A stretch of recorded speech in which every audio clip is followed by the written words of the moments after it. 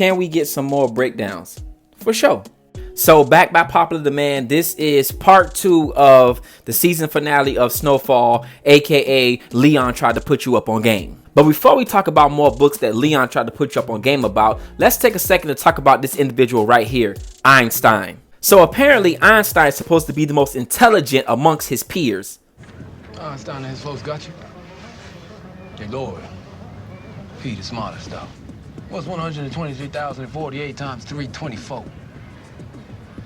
39,867,552. Wow. So obviously the director wants you to know that Einstein is pretty book smart, right? But the director also wants you to know just because Einstein is book smart does not mean he is not miseducated. Africa. Damn. Y'all went to the motherfucking motherland. That shit was fucking amazing. Yeah. Like nothing I ever imagined. Primitive as shit, I bet. Bones in their noses and like that? Nah. Ghana was once an ancient Ashanti empire. Wait.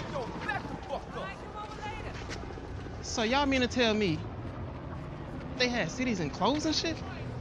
So what the director really wants you to take away from those two scenes is that just because someone is book smart does not mean that they're intelligent. The woman who was actually on drugs knew more about African culture than this so-called Einstein. And that goes into another book that was displayed on the show, The Miseducation of the Negro by Carter G. Woodson. Now let's get back on topic. You ever look at that book I gave you? I'm meaning to. Haven't got around to it yet.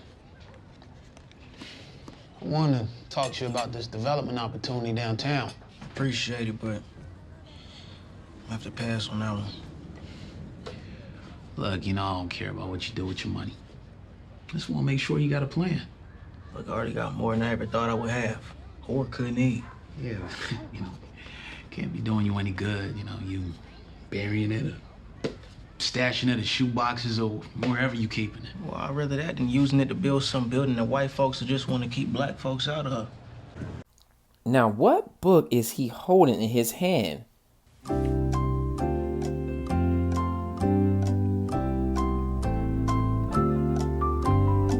I got it. The Fire Next Time. Now, The Fire Next Time is a 1963 book that was written by none other than, you guessed it, James Baldwin. Now, The Fire Next Time contains 2 essays. The first essay is labeled My Dungeon Shook, a letter to my nephew on the 100-year anniversary of emancipation. And the second essay is Down at the Cross, a letter from a region of my mind.